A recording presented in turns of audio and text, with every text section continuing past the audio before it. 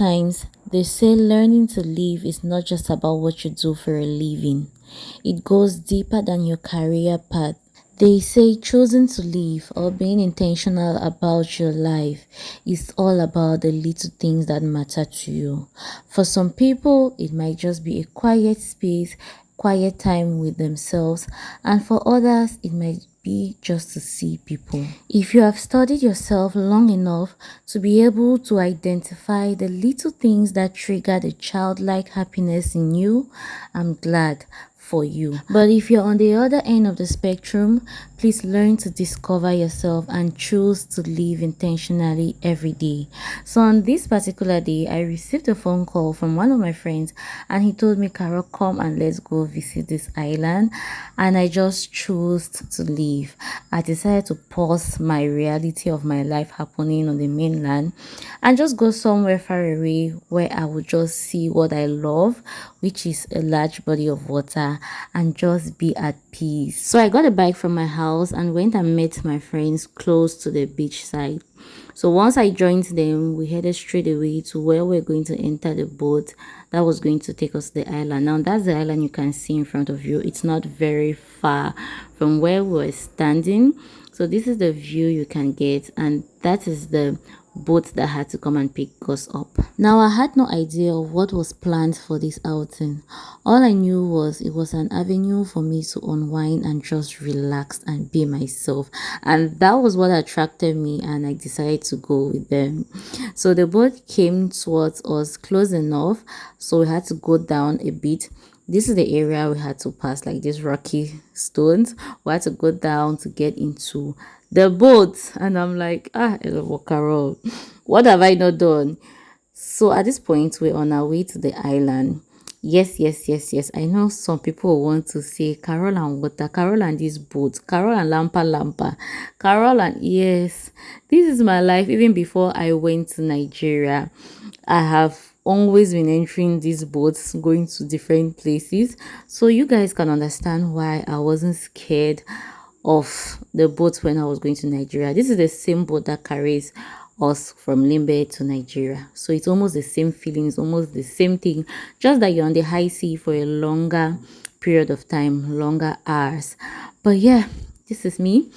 Most often than not, we travel in these things when you're going around without even wearing a life jacket. I don't know if it's that we Africans, we just know that God overloves us or what. But do not try this at home, okay? Don't try this at home. If you're entering the high sea, no matter the distance, have your life jacket on.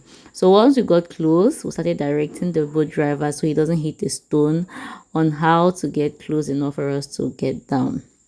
The moment we got close enough, we could get down. We just got down from there, and then the boat driver anchored his boat. Before climbing, my friend was looking for these white stones to pick so he could fill up his flower vase in his home, and he showed me this one he picked, which was like a love sign, and I was like, oh, this is cool, let me share it with my family members. So after that, we started climbing. Now, mind you, I have been to this place before. I have visited this particular island before with my friend Solange. Funny enough, the first time we came here with Solange, we traveled and we did not have a life jacket. That was where people screamed and they were like, how can you guys enter the high sea without life jacket? Anyway, back to fast forward to like 3 years later. This is like 3 years later.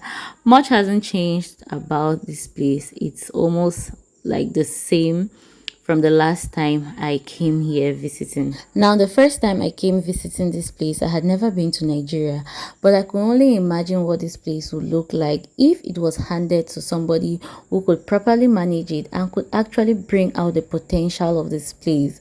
While I was visiting with Solange, I told Solange that day that if they actually develop this place and they even put out plots here for people to buy, like small spaces, or somebody builds houses on this place, I would actually love to own a home here. And we just said that and laughed, like it could never happen.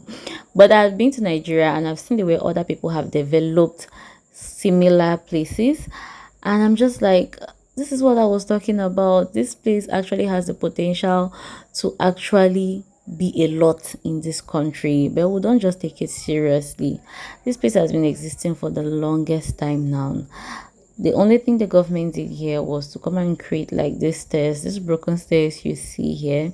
And since then, no work has been done here. If this place is properly managed and developed, it has the potential of being a very, very big touristic attraction, or a very, very big residential area for like people who have money, or a guest house or a hotel could be built here where people could come and pay for rooms when they just want to have a quiet time out.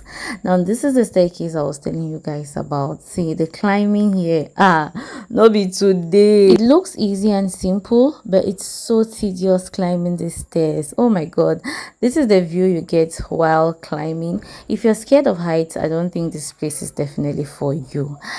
At some point I had to just sit down and catch my breath, because see the way I was sweating just climbing, and my teammate was laughing at me. He was saying that strong girl, you want to break. Strong black independent woman, wake up and continue climbing. I was like, okay, I'll take up the challenge. Let me wake up and continue climbing. Now once you climb and you finish the stairs, you just get to see what the land looks like, the overview of the place. Individuals can come here to take time out, but this place is not kids friendly to my opinion, because it doesn't have like railways to protect the edges, and kids are very hyperactive. They can always run and just fall down. So you get. Now let me give you a brief history about this place and the people who occupied it as per what I was told. Now I was told this place was inhabited by the Bimbia people.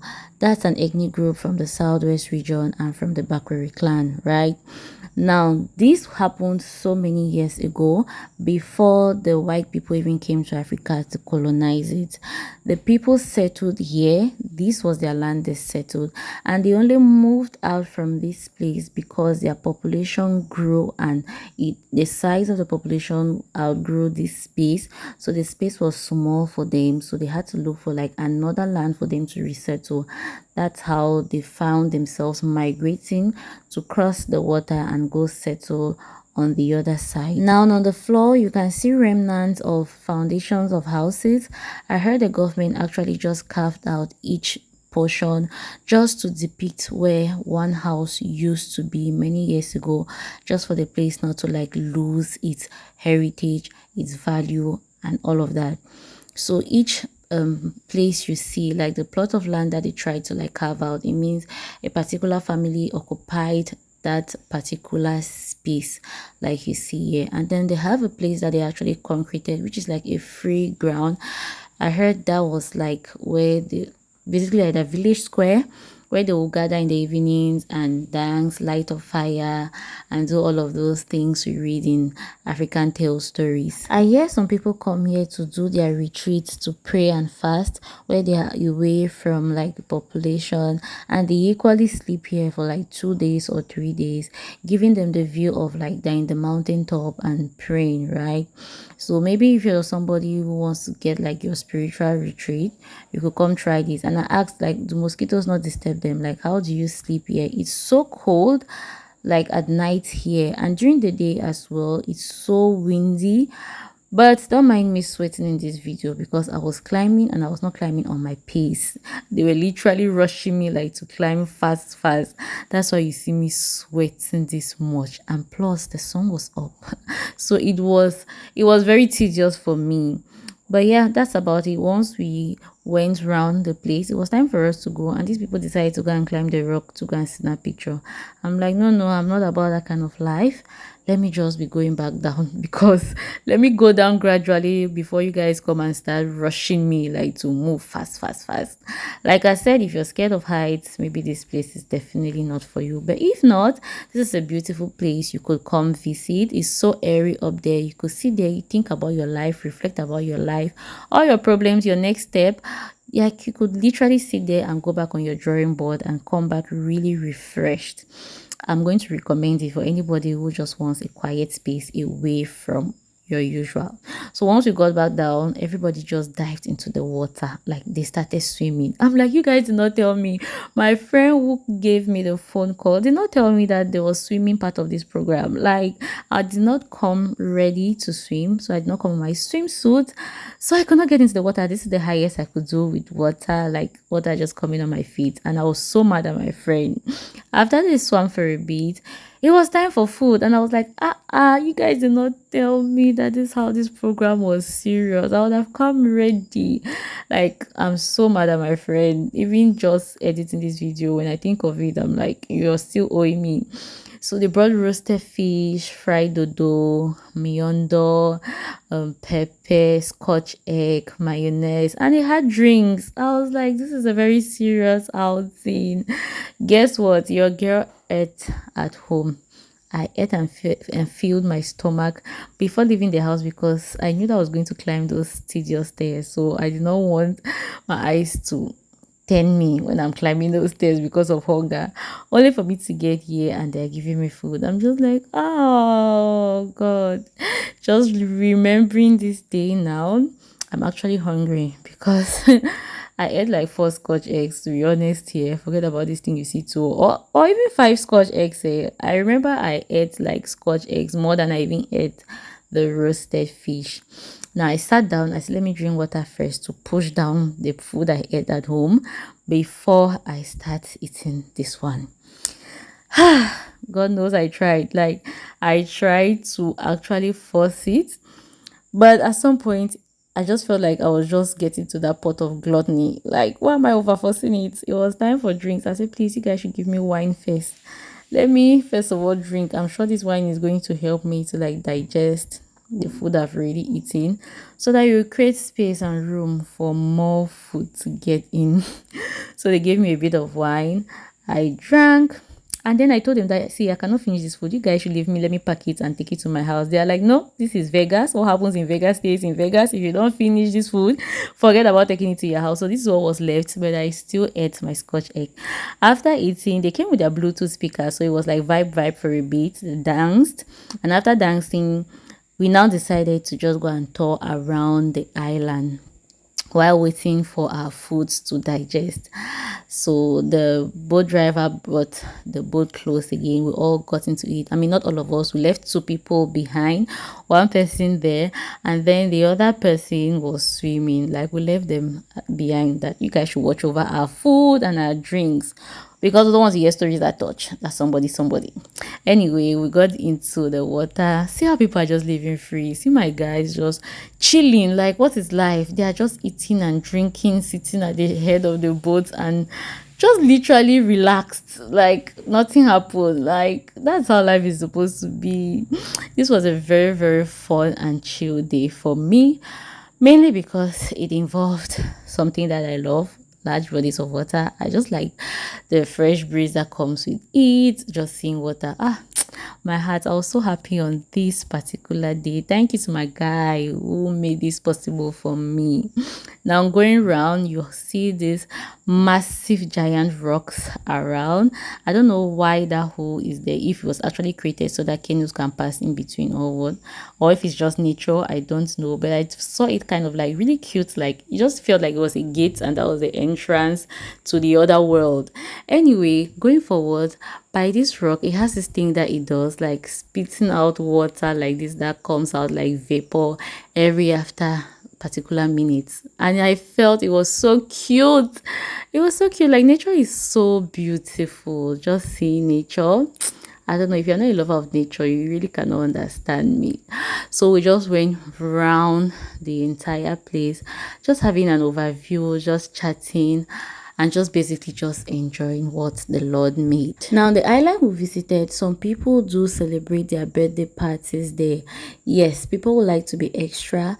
They come with their music speakers, their food, their drinks, and they transport their friends and loved ones there. They just go up there and have a time of their life. Like they just enjoy themselves to the fullest.